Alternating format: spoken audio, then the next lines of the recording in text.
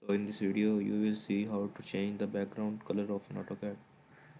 Like in this window the grids are shown with white background, but if by default, but if you want to change it to black, like this above window is shown.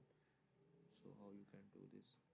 Simply have to go to AutoCAD, this monogram shown above, then you will go to this options, click options,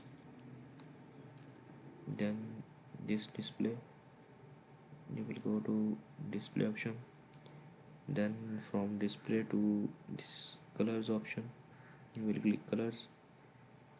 Then you are working in 2D model space, so you will change the color of this workspace like by interface element uniform background.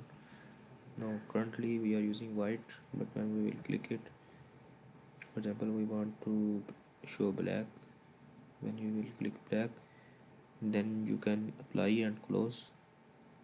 Oh, then you can click OK. So the background window or the grids are shown with black background. So that's how you can change the background of an AutoCAD window.